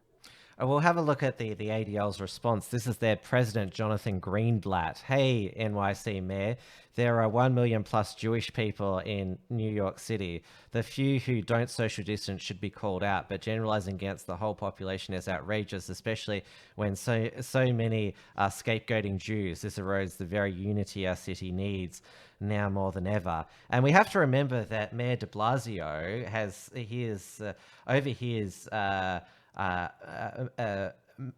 what do you call it? Mayoralty.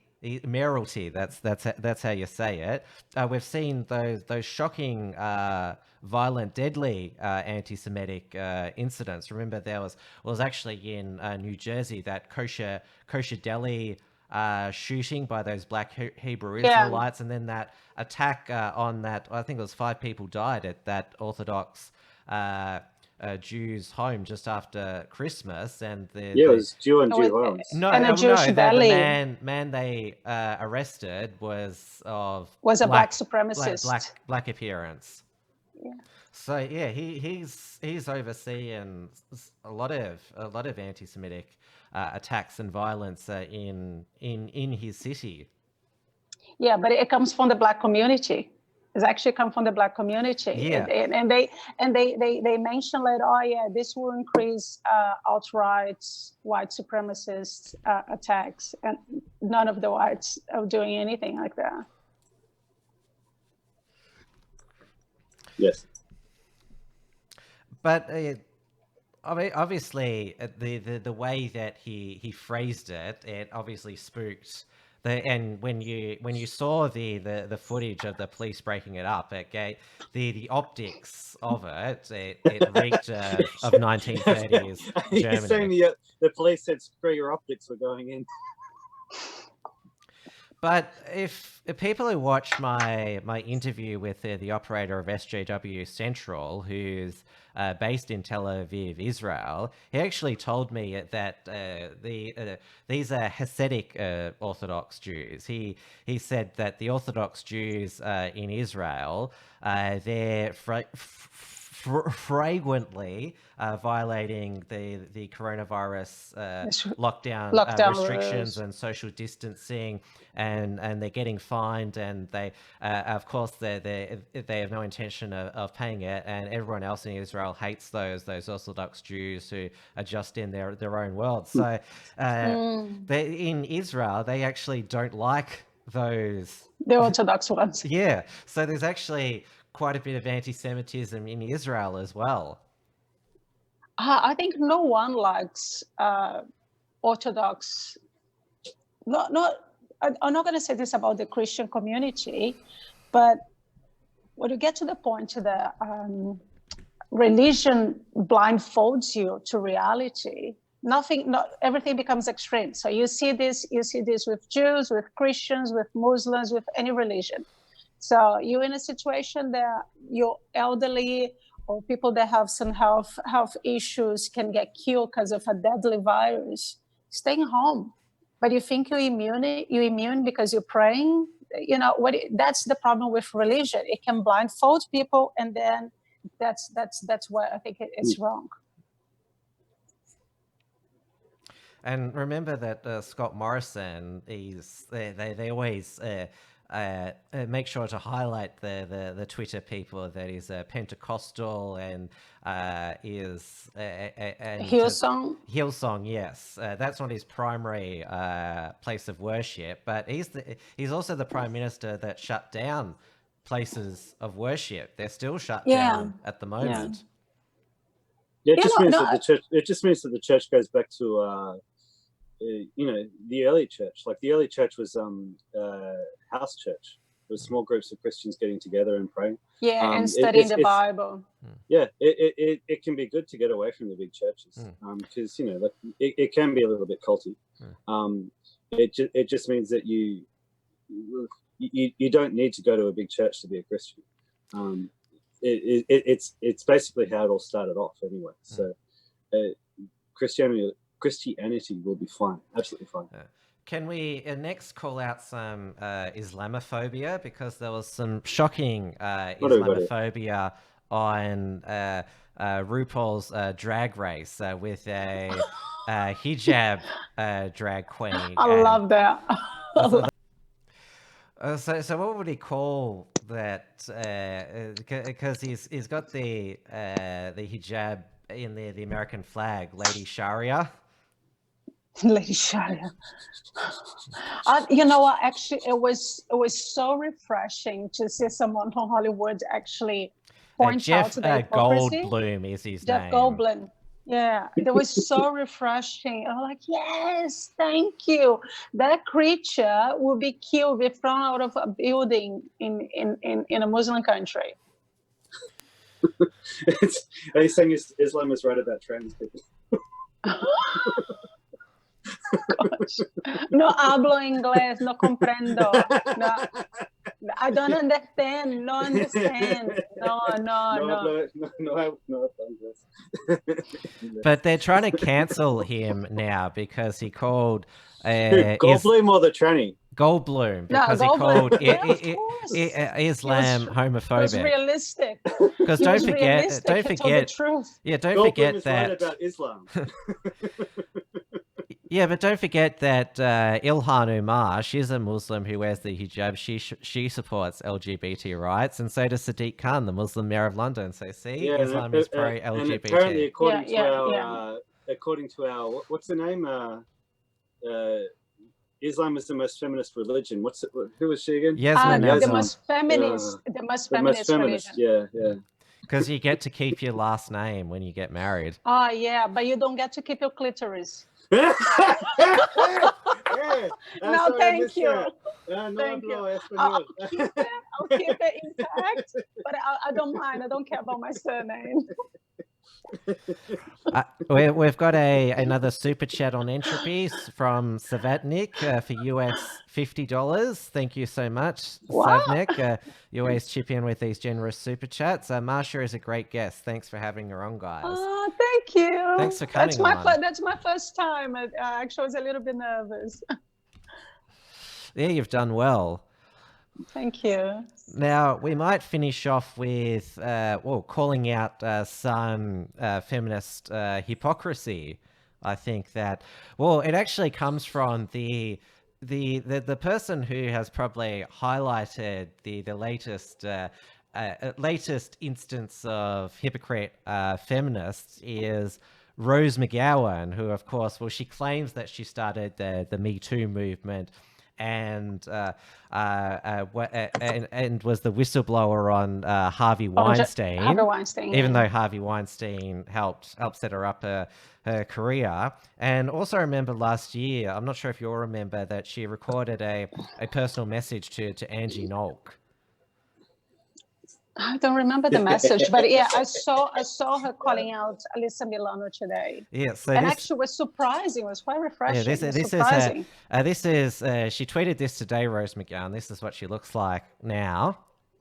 I'm really sad and I'm really tired. I normally share thoughts, but tonight's its emotion. I used to be a proud Democrat. I used to be a proud American. I would have died for this damn country and its ideals. I was raised to be a proud Democrat when my youngest brother graduated as a fighter pilot at the Air Force Academy. I wore a Vote John Kerry pin, lol. Got into verbal altercations with big men. I feel really quite a sense of loss tonight. I am not a cynical person, but America goddamn. Republicans have always been painted as the bad guys, and I've always seen them as more of a cop, but now I realize the Democrats and the media are like that. God, she aged. And it's in relation to that to Joe Biden's. Yeah, because her former Charmed co-star, and for people who don't know Charmed, it was a 90s fantasy show where Rose McGowan, Alyssa Milan, and a few other chicks, they were witches. And Alyssa Milano, she's also decided to take up a feminist career in later life. She doesn't believe Tara Reid. She doesn't believe all women. She stands by Joe Biden. Even though we played on this show, Uncuckable show Tuesday night, that Tara Reid's mother ringing up Larry King Live in 1993, talking about her daughter. So it's not like it suddenly made up like Cassie Blasey Ford about Brett Kavanaugh. Yeah. That's the whole thing about the Me Too movement. Yeah, you should believe all women. So why take some people 30 years to come forward? Say, oh yeah, I was raped when I was a teenager. Thank God Brett Kavanaugh have all his diaries. That saved his life. That saved his career. You know, and now and that woman Tara. So her mom went in 1993. You said so. She contacted Larry King. So they went forward straight away when it happened, and of course everything was covered up because Joe Biden was already a big thing. She didn't want to come forward in the early 90s. Well, in 1993, guess who was president?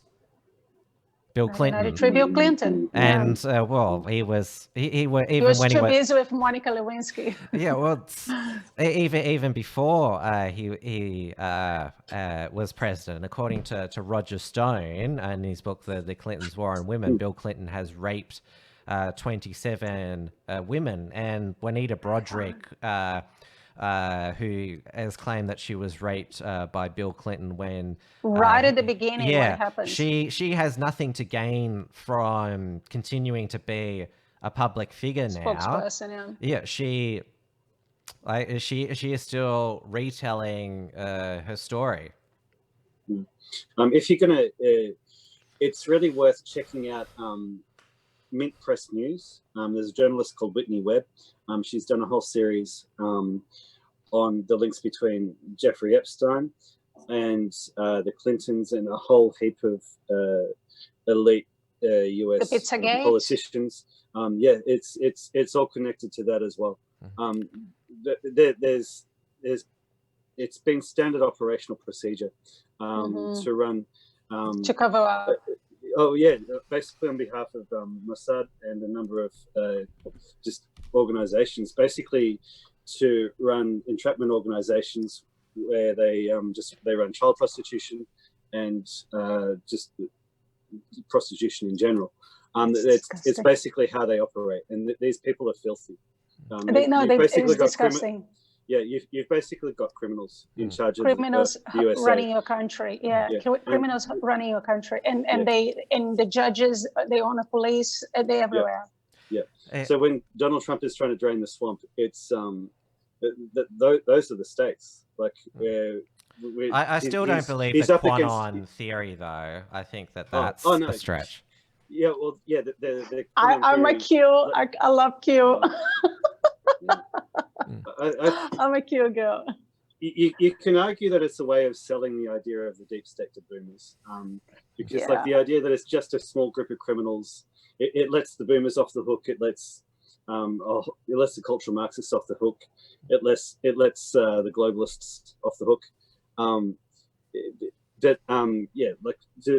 The stakes are there are absolutely filthy criminals who Donald Trump is up against, and he's not the most powerful man in the United States like they are. Yeah, I'm telling you. Yeah. Sorry. No, Trump really needs to win this re-election, and after I think he will. Well, he will. Yeah, well, it depends who they replace Biden with. And as I said Tuesday, it seems like this this Tara Reid allegation is sort of the smoking gun to basically they will replace him with Hillary. No, Andrew Cuomo. Yes. No, Hillary. Andrew Cuomo. Cuomo. Like there's been talk of Cuomo. Maybe they're trying to sort of normalize the idea that somebody will sort of swoop in and take Biden's spot. But yeah, because Biden, he's not going to resist a debate with Trump. You're going to have a heart attack on stage. Well, he can't make sense in one sentence where he's just talking by himself. And like I was saying on Tuesday night, like I've tried to watch the footage of him interacting with young girls and young women. Yeah. And it's, I can't watch more than about 10-20 seconds of it. Don't forget his Senate staff said, we have no recollection of her making a complaint. What she's alleged, it sounds really out of character for Joe Biden. And then you see 10 seconds of footage of him. Yeah, of him touching kids. How many different ones are there? Yeah, like it's heaps. Heaps. Yeah, dozens. Yeah. And so that's the thing. It's the thing about Hillary Clinton. You don't give up on world domination just like that. Yes. Like, you know what her reaction was on election night. Like she was cracking it. She was probably pinning Podesta, that scrawny man, against a wall. Oh my God. Yeah, She probably just sacrificed some children that night. Yeah, there's a reason she shakes. Basically, like, no, okay, well, she failed that time, so she'll try again. And the last 4 years have basically been about trying to subvert the Trump presidency and to find a way back. And they've got the perfect bumbling idiot up there as the fall guy right now. Yeah, the best chance for the Democrats was definitely Tulsi. No, oh my God, what's the name of the socialist? Bernie Sanders. Bernie Sanders. Bernie Sanders could cause a lot of damage because there's a lot of young people. That's why they didn't want him. That's a lot of people that will vote for him. There's a lot of people that vote for him. He's the best he have a truly accelerationist the alt-right ever had. He have a really true chance. But I don't think they're going to take Joe Biden because he's not going to survive a debate with Trump. I think they're going to put Hillary again. Cuomo have no chance to win. He have no charisma. Trump have the charisma. He's having an economy that was working, was just affected by the coronavirus. And it's not like if Cuomo is doing an amazing job in New York, just so look what we're doing, we're saving so many lives. Now it's the opposite. Yeah, the media and the left were trying to push the idea because they understand that Rudy Giuliani was very popular after 9/11 because in many ways that's what they want to do. He was a much stronger leader than George W. Bush was. And so they were like, well, let's try to build Cuomo up in the same way. But it lasted about a week. And what they said, never let a crisis go to waste. That was the chief of staff of Barack Obama. Create the new hero. Rahm Emanuel. The new American hero. So they want to make Cuomo the new American hero. He's mayor of Chicago now, Rahm Emanuel. How appropriate. Yeah, integrated trivium method has also given me a reminder in the chat. Don't forget about Weiner's laptop. Remember Anthony Weiner, the congressman who took pictures of his Weiner and sent them to women. So underage girls. Yeah, underage girls as well. But his wife, wife Uma Abedin, was one of Hillary Clinton's senior aides. And I loved the meme of Hillary Clinton giving her daggers and just going, "Don't make me suicide you." Well, because it was on his laptop, which that kickstarted the emails 2.0 investigation. Yes. There was the WikiLeaks. That was the WikiLeaks. What they got the emails, with Hillary Clinton and the Podestas. Imagine like the FBI seizing Weiner's laptop, considering probably like what he's been up to with it. Yeah, they've got to wear gloves. Sorry. No, apparently there is a video of Hillary and Uma doing some mutilating a child. Spirit cooking, wasn't it? Yeah. So if you follow Q, if you believe on that thing, so what was on Weiner's laptop on the life insurance file was a little life insurance file that he opened. It was a video Hillary Clinton completely deforming the face of a child, of a little girl. So if this is true, I don't know. But if it's true, I don't know why she's not in jail yet. I don't know what Trump is waiting because Trump isn't he's not the most powerful man in the US. He's up against the entire system. So that's the thing. He have to be very patient because he cannot just put her to trial and let her get away with them. All right, we've been going nearly 2 hours now, so we might wrap it up. I did monitor the participants in this Zoom call. Mark DiStefano didn't join at any time, so he's been suspended from the Financial Times. He hasn't tweeted in 4 days, which is so unusual for a loudmouth such as him. There's a good video by Sargon Avocad because one of his his shtick was writing these slanderous articles about far-right personalities and demanding YouTube demonetize them and Facebook kick them off. It looks like he won't be facing criminal charges, but he's done the cardinal sin of actually spying on his fellow journalists. So he's no longer got the protection racket of the journalist class. So they're not going to run a "Your Right to Know" a campaign for him. Good. I always enjoy seeing a traitor go down. I get a great deal of schadenfreude from it. I know. I feel no sorry for him at all. Actually, he was the one responsible for Count Dracula to be demonetized on YouTube. So there's a video of him today on, I think it's Blair's account, with him. So yeah, bad luck. You know, you're dubbing everyone. So you managed to get Tommy Robinson to get me demonetized, to get Tommy Robinson out of YouTube. So bad luck. His Twitter profile says his DMs and WhatsApp and Signal are open.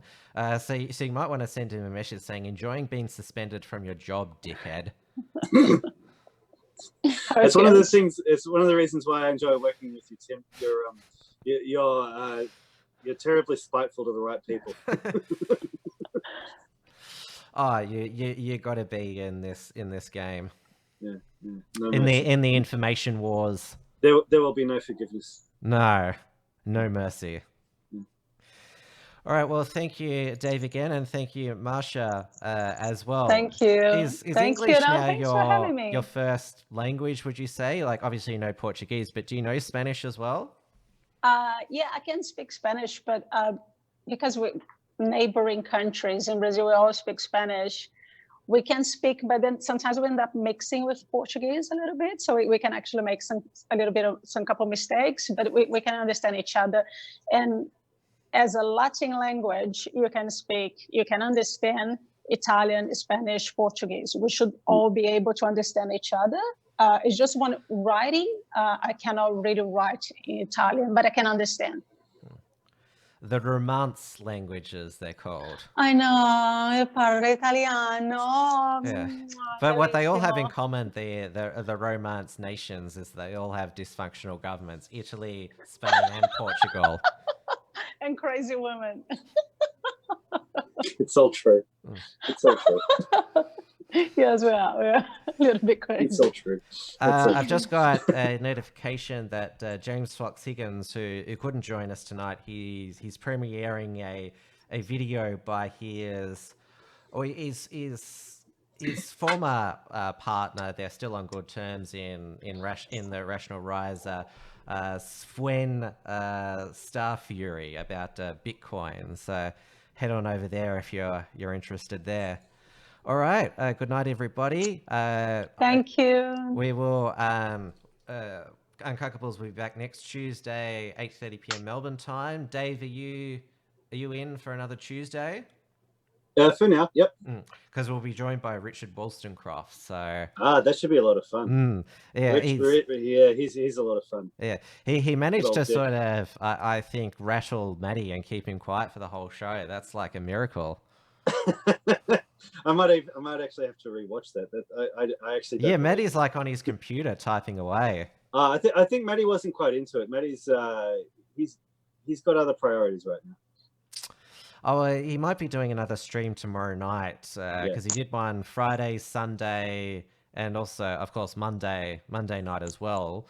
I'll be back tomorrow night with Trad Tasman Talk, 6 p.m. Melbourne time, and then it's Logan Spalding's the premiere of his later show, the second episode. What's he on about now? Which is he edits it and then uploads it, but you can still participate in the live chat. And of course, Wilms Front next week. I've got James's Patriarch Hour mate Noah Rivi on my Monday night show, and then on Wednesday night shows I've got Peter Manuel, who is the chair of Flag Australia, which despite its name is actually a agricultural rights group, so reclaiming our farmlands, our water, and getting our manufacturing back here. So he'll have a lot to say about our post CCP virus Australia.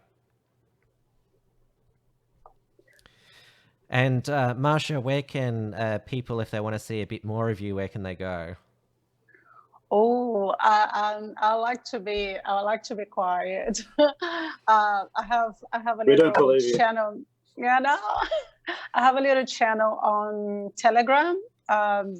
You can follow me there, but I'm happy to be quiet. I'm not looking for followers. I'm really just a mom that tries to get informed into politics, and I like to discuss with smart people, and that's it.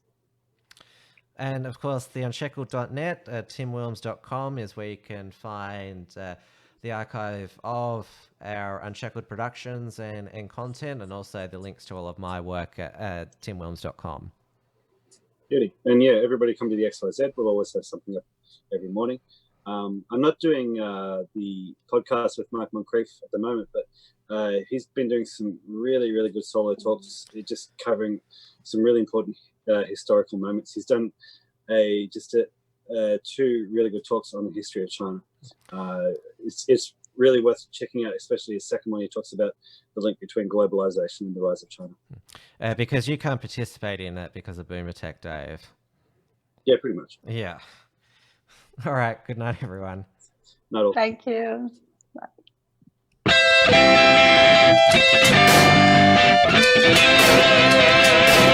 The Uncuckables.